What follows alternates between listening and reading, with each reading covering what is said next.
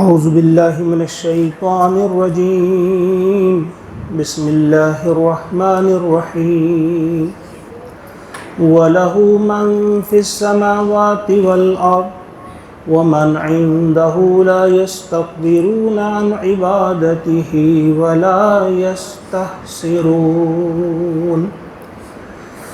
آمنت باللہ صدق اللہ العظیم۔ سورۃ الانبیاء آیت نمبر 19 آپ کے سامنے پڑھی گئی۔ اس سے پچھلی آیت میں ہم پڑھ چکے کہ کائنات کا جو اصلی اس کائنات کی تخلیق کا جو اصلی مقصد اللہ تعالیٰ نے بیان فرمایا ہے، ہم نے اس لیے بنائی بل نقذف بالحق علی الباطل، کہ ہم حق کو باطل پر مار دیتے ہیں، ہم حق کی چوٹ باطل پر لگاتے ہیں، فیدمغہ تو اس کا بھیجا پھاڑ دیتے ہیں، یعنی وہ حق جو ہے باطل کا بھیجا پھاڑ دیتا ہے، فاذا ہوا زاہق تو وہ مٹ کر رہ جاتا ہے۔ یعنی یہ کائنات صرف اس لیے نہیں بنائی گئی، اس سے پچھلی آیت میں ہم پڑھ چکے تھے کہ یہاں بے شمار فرشتے ہیں جو رات دن تسبیح میں مصروف ہیں۔ صرف اسی لیے اگر کائنات کو بنایا گیا ہوتا تو ضرورت کیا تھی؟ وہ تو دم نہیں لیتے، ہر وقت عبادت میں مصروف رہتے ہیں۔ تو اصل مقصد یہ ہے کہ باطل کو مٹانے کے لیے اور حق کو غالب کرنے کے لیے کائنات کا ایک مقصد بیان فرمایا ہے اللہ تبارک و تعالیٰ نے۔ وہی جو علامہ اقبال علیہ الرحمہ نے فرمایا ہے، ستیزہ کار رہا ہے ازل سے تا امروز، چراغ مصطفی سے شرار بولہبی۔ چراغ مصطفی سے جو شرار بولہبی جو ہے وہ ستیزہ کار رہا ہے، وہ جنگ رہی ہے ازل سے اور تا امروز، آج تک وہ جاری ہے۔ یہاں وہی بات فرمائی۔ یہاں کچھ لوگوں کے ذہن میں یہ ہوتا ہے کہ بھائی ہمیں تو ہر وقت باطل ہی کا غلبہ دکھتا ہے، تو یہ اللہ کیا فرماتے ہیں کہ حق کو باطل پر مار دیتا، اس کا بھیجا پھاڑ دیتا ہے۔ اصل میں اس بات کو سمجھنے میں غلطی ہو جاتی ہے کہ حق جو ہے وہ ہمیشہ رہا ہے، ہمیشہ سے رہا ہے اور ہمیشہ رہے گا، نہیں توحید، اللہ کے سوا کوئی معبود نہیں۔ ایک بڑی تعداد ایسے لوگوں کی ہمیشہ دنیا میں رہتی ہے۔ اس کے برعکس جو باطل ہے، باطل کئی شکلیں بگاڑتا ہے، اس کو ختم کیا جاتا ہے، دوسرے روپ میں آتا ہے، اس کو ختم کیا جاتا ہے، تیسرے روپ میں ہوتا ہے، کہیں بتوں کی شکل میں آتا ہے، کہیں ستاروں کی پرستش، کہیں حجر کی پرستش، کبھی شجر کی پرستش، کبھی ایک چیز کبھی دوسری چیز، کئی رنگوں میں وہ آتا ہے۔ اور توحید جو حق کا خاصہ ہے، جو خاص چیز جو توحید ہے، وہ ہمیشہ سے رہی ہے اور ہمیشہ رہے گی، اور ایک اعتبار سے ہمیشہ حق ہی کا غلبہ رہا ہے، اور اس وقت بھی اس اعتبار سے حق کا غلبہ ہے دلیل کے میدان میں۔ بہرحال یہ اللہ کا ارشاد ہے۔ اس کے بعد فرمایا جا رہا ہے جو آج کی آیت ہے، فرمایا وَلَهُ مَن فِي السَّمَاوَاتِ وَالْأَرْضِ، اسی کا ہے جو بھی آسمانوں میں ہے اور جو بھی زمین میں ہے، اسی کا۔ وَمَنْ عِنْدَهُ، اور جو اس کے ہاں ہیں، یعنی اس کے پاس جو ہیں، لَا يَسْتَكْبِرُونَ عَنْ عِبَادَتِهِ، تو وہ اکڑتے نہیں اس کی عبادت سے، بلکہ وہ ہمیشہ اسی کی عبادت میں مصروف رہتے ہیں۔ وَلَا يَسْتَحْسِرُونَ، اور وہ اکتاتے نہیں، کبھی تھکتے نہیں، کبھی اکتاتے نہیں، نہ اکڑتے ہیں وہ نہ اکتاتے ہیں۔ یعنی جن کو تم نے معبود سمجھ رکھا ہے، کچھ لوگوں نے فرشتوں کو معبود بنایا ہوا تھا، فرمایا جو فرشتے ان کے ہاں ہے، جو جتنا زیادہ قریب ہے وہ اتنا زیادہ اللہ سے ڈرتا ہے اور اتنا ہی زیادہ عبادت کرتا ہے۔ فرمایا وہ جو اس کے ہاں ہیں وہ ہر وقت عبادت میں رہتے ہیں، وہ کبھی بھی استکبار نہیں کرتے، وہ اکڑتے نہیں اور وہ تھکتے نہیں، وہ اکتاتے نہیں، بلکہ مصروف رہتے ہیں اللہ کی عبادت میں، کبھی تھکتے نہیں۔ یسبحون اللیل والنہار، وہ تسبیح کرتے ہیں رات اور دن، اللہ کی تسبیح میں مصروف رہتے ہیں رات دن۔ لا یفترون، وہ دم نہیں مارتے، وہ چھٹی نہیں کرتے، کہ بھائی 6 دن ہم کریں گے تسبیح تو 1 دن چھٹی ماریں گے، یا کہیں 1 گھنٹے کے لیے یا 1 لمحے کے لیے۔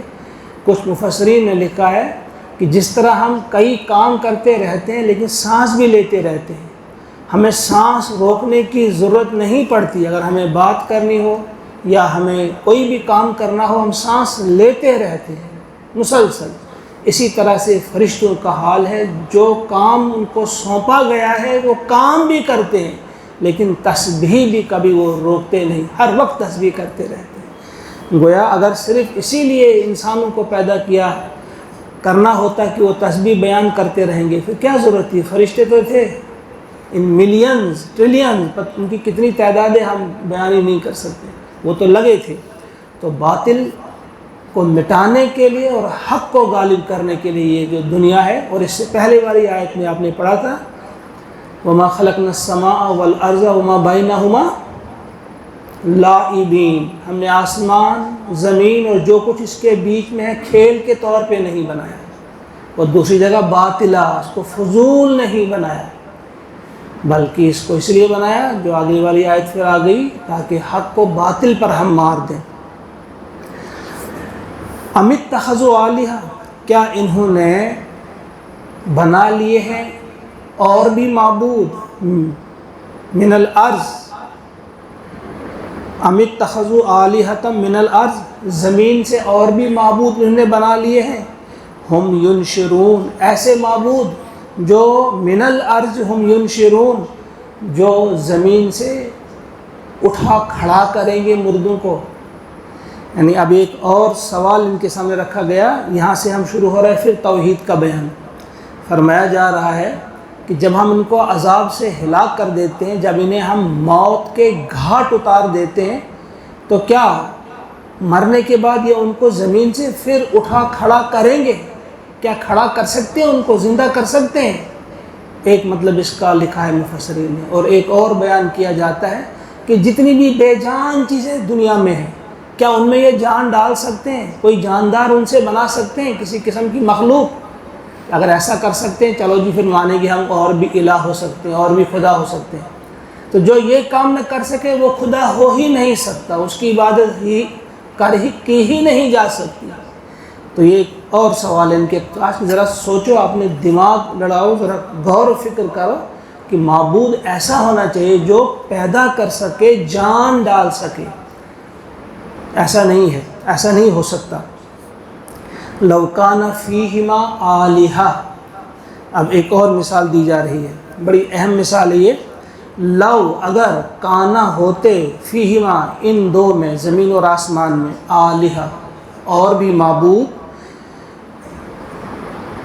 الا اللہ، اللہ کے سوا، لفسدتا، تو وہ فساد پیدا کرتے، بگاڑ پیدا ہو جاتا ہے ان دونوں میں، یعنی نظام درہم برہم ہو جاتا ہے، زمین کا بھی آسمان کا بھی۔ یعنی ان دو میں، جو یہاں تثنیہ کا صیغہ استعمال کیا ہے، فیہما، یعنی آسمان اور زمین کے اندر اور بھی معبود ہوتے تو ان دونوں میں فساد برپا کرتے، بگاڑ پیدا کرتے، یعنی اس کائنات کا، دوسرے لفظوں میں زمین اور آسمان کا نظام درہم برہم ہو جاتا ہے۔ یہ ایک اور سادہ سی مثال دی گئی۔ اس مثال کے ذریعے ایک ان پڑھ سے ان پڑھ شخص بھی جو ہے اس سے سمجھ سکتا ہے کہ خدا دو نہیں ہو سکتے،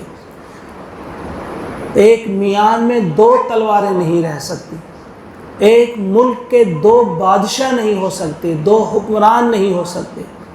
ایک ادارہ، کوئی انسٹیٹیوشن ہوگا، وہ بھی اسی وقت تک چل سکتا ہے کہ جب تک اس کا ایک ہی ذمہ دار ہو، ایک ہی چلانے والا ہو۔ بلکہ گھر کی حد تک بھی ایک گھر جو ہے وہی کامیاب گھر ہو سکتا ہے، وہاں کا نظام بہتر ہو سکتا ہے جس گھر کا بڑا، جس گھر کا ذمہ دار ایک ہو، جہاں میاں بیوی دونوں، وہاں اقتدار کا جھگڑا ہو، اس گھر میں بھی فساد برپا ہو سکتا ہے۔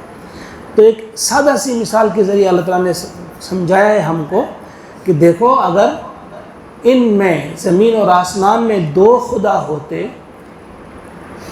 دو سے زیادہ کی بات ہی نہیں، اگر دو بھی ہوتے تو اس کائنات، ایک کہتا بھائی آج دھوپ رہے، دوسرا کہتا ہے نہیں آج تو بارش ہونی چاہیے، ایک کہتا ہے فلاں کو ہم نے امیر بنانا ہے، دوسرا کہتا ہے نہیں اس کو تو غریب ہی رکھنا ہے۔ یعنی اس قسم کی چیزیں ہو جاتی کہ آپس میں جھگڑے ہو جاتے۔ وہ بچپن میں ہم پڑھا کرتے اگر دو خدا ہوتے سنسار میں تو دونوں بھلا ہوتے سنسار میں، ادھر ایک کہتا کہ میری سنو، ادھر دوسرا بولتا میاں چپ رہو۔ تو اسی طرح سے بہت ساری اس میں ہماری عقل کو اپیل کرنے والی چیز کہ کوئی بھی سادہ سے سادہ انسان بھی اس بات کو سمجھ سکتا ہے کہ معبود ایک ہی ہو سکتا ہے، حاکم ایک ہی ہو سکتا ہے، قانون دینے والا ایسا قانون جو ہمیں امن، چین اور سکون عطا کر سکتا ہے وہ ایک ہی حاکم دے سکتا ہے، جو احکم الحاکمین ہے وہی دے سکتا ہے، کوئی اور نہیں دے سکتا۔ لہذا فسبحان اللہ، پس تم پاکی بیان کرو اس اللہ کی، رب العرش جو عرش کا مالک ہے، اما یصفون ان باتوں سے وہ پاک ہے جو یہ باتیں بناتے ہیں، جس قسم کی یہ بےہودہ باتیں کرتے ہیں اللہ کے بارے میں، یعنی معبود برحق کے بارے میں، ان سے وہ پاک ہے، گویا وہ اس کا کوئی بیٹا نہیں، اس کی کوئی اولاد نہیں، یہ بےہودہ بات ہے، یہ انتہائی گھٹیا قسم کی بات ہے، اس چیز سے وہ پاک ہے۔ لا یسأل عما یفعل، اب ایک اور بات بتائی جا رہی ہے، لا یسأل، اس سے کوئی باز پرس نہیں کر سکتا، عما یفعل، جو وہ کرتا ہے، یعنی جو وہ کرتا ہے اس سے پوچھا نہیں جا سکتا تم نے کیوں کیا، اس سے جواب دہی نہیں ہو سکتی، وہم یسألون، باقی سب سے جواب دہی ہوگی، یعنی جتنی بھی مخلوق ہے ان سے پوچھا جائے گا کہ تم کیا کر کے آئے ہو، لیکن اللہ کی ذات ایسی اس سے کوئی پوچھ نہیں سکتا۔ گویا یہ ایک اور عقلی دلیل ہمارے سامنے آئی کہ معبود ایسا ہونا چاہیے جس سے کوئی پوچھ نہ سکے بلکہ وہ اوروں سے پوچھے۔ لا یسأل عما یفعل وہم یسألون، وہ جو چاہے کر سکتا ہے، کرے گا، اور کوئی اس سے پوچھ نہیں سکتا کہ آپ نے ایسا کیوں کیا، کسی کی طاقت ہی نہیں کہ وہ اللہ سے پوچھے، معبود برحق سے پوچھے کہ ایسا کیوں کیا، باقی جو بھی ہے ان سے پوچھا جائے گا۔ ام اتخذوا من دونہ آلہہ، کیا انہوں نے بنا رکھے ہیں اس کے سوا اور بھی معبود؟ قل ہاتوا برہانکم، کہو ان سے لاؤ دلیل، لاؤ برہان، برہان دلیل کو کہتے ہیں، ایسی دلیل کو جس کو آپ انگریزی میں کہتے ہیں کنونسنگ، جو کسی کو کنونس کرے، ایسا کوئی پروف، کنونسنگ پروف جسے ہم کہیں گے، ہمیں کنونس کرنے والا، کنونس کرنے والی شہادت، ایسی اس کو برہان کہا جاتا ہے۔ کہا لاؤ کوئی برہان، لاؤ کوئی ایسی دلیل، ھذا ذکر من معیہ، دیکھو یہ جو کتاب ہے، جو قرآن ہے، یہ کیا ہے؟ اس میں وہ تعلیم ہے، احکامات ہیں جو میرے لیے اور میرے ساتھیوں کے لیے ہیں، اور وذکر من قبلی، اور ہم سے پہلے جو گزرے ہیں ان کے لیے بھی ان میں ہے، کن میں؟ تورات اور انجیل میں۔ اکثر مفسرین نے یہ اس کی جو تشریح کی ہے، بیان کیا ہے اس کی تفسیر، کہ یہ قرآن، اس میں ہدایات، احکامات ہیں میرے اور میری امت کے لیے، اور تورات انجیل اس میں جو مجھ سے پچھلی امتیں ہیں ان کے لیے دلیل ہے۔ اب تک بحر محیط میں ابو حیان کی جو تفسیر ہے، انہوں نے کہا ہے کہ یہ دونوں جو ہے قرآن ہی کے لیے، یہ جو قرآن ہے اس میں ذکر ہے، اس میں ہدایت ہے ہمارے لیے بھی، اور اس میں ذکر ہے پچھلا بھی، ان کا بھی ذکر، کس اعتبار سے؟ ان کا ذکر اس اعتبار سے کہ ان کے زندہ قصے اس میں موجود ہیں۔ اور ایک مفسر نے ایک اور انداز سے بیان فرمایا ہے کہ یہ جو قرآن ہے، اس قرآن میں ہمارے لیے تو ہدایت ہے ہی، ہمارے لیے احکامات، ہمارے لیے ہدایات ہیں، اور پچھلوں کے لیے اس اعتبار سے ہے کہ ان کے بارے میں، ان کے جو زندہ قصے، ان کے جو زندہ کس قوم کے ساتھ کیا کیا اللہ تبارک و تعالیٰ نے، جس نے مانا اس کو کیا ملا، اور جس نے نہ مانا اس کے ساتھ کیا ہوا، یہ زندہ کتاب اس اعتبار سے ہے، گویا اس میں سب کے لیے دلیل ہے، جو بھی موجود ہے یا جو گزر بھی گئے ہیں ان سب کے لیے اس میں ذکر ہے۔ ھذا ذکر من معی، کس اعتبار سے کہ اس میں جو توحید بیان کی گئی ہے وہ توحید پچھلی کتابوں میں بھی تھی۔ مین جو دین کا ہے کہ توحید ایک اللہ کو ماننا، وہ اس کتاب میں بھی ہے، پچھلی کتابوں میں بھی، ہاں وہی چیز تھی، وہی تعلیم تھی۔ ھذا ذکر من معی و ذکر من قبلی بل اکثرهم لا یعلمون، بلکہ ان میں سے اکثر ایسے جو جانتے ہی نہیں، اسی وجہ سے وہ اس سے کیا کرتے ہیں، لا یعلمون الحق، وہ حق کو نہیں جانتے، فہم معرضون، اور وہ منہ موڑتے ہیں۔ اگر کوئی منہ موڑتا ہے تو اس کی بنیادی وجہ یہ ہے کہ وہ جاہل ہوتا ہے، وہ لا علم ہوتا ہے، وہ جانتے نہیں ہیں۔ لہٰذا اس جہالت کا علاج، اس اندھیرا کے علاج وہ روشنی ہے جسے اللہ تبارک و تعالیٰ نے نور کہا ہے۔ آج اگر آپ دیکھیں گے اس کتاب کو ماننے والوں میں بھی کتنے لوگ جو ہیں وہ شرک کے اندھیرے میں ٹھوکریں کھا رہے ہیں۔ اس کی بنیادی وجہ ہے یہ کہ اس سے وہ غافل ہیں، وہ کسی نہ کسی طرح سے اپنے آپ کو مطمئن کرتے ہیں کہ نہیں بھائی ہم بھی توحید کے ماننے والے ہیں، لیکن حقیقت میں وہ مختلف انداز سے، مختلف طریقوں سے شرک کے مرتکب ہوتے ہیں۔ ہم اللہ سے دعا کرتے ہیں کہ وہ ہمیں توفیق عطا فرمائے کہ ہم اس چیز کو سمجھیں جو اصل ہے دین کا، جو بل نقذف بالحق علی الباطل فیدمغہ، جو اس کا اصل بیان ہے، جو اصل مقصد ہے، اس کے لیے ہم حق کو سمجھنے والے بنیں اور حق کے طرفدار بنیں اور حق کے حمایتی بنیں اور حق کے لیے اپنی زبان کو استعمال کرنے والے بنیں اور حق کے لیے اپنا مال، اپنا وقت دینے کے لیے بھی ہم تیار رہیں۔ اللہم اجعل القرآن ربیع قلوبنا ونور ابصارنا وشفاء صدورنا وذهاب همومنا وغمومنا۔ اللہم ارحمنا بالقرآن واجعله لنا اماما ونورا وهدى ورحمة واجعله لنا حجة یا رب العالمین۔ ربنا تقبل منا انك انت السمیع العلیم۔ آمین۔ السلام علیکم۔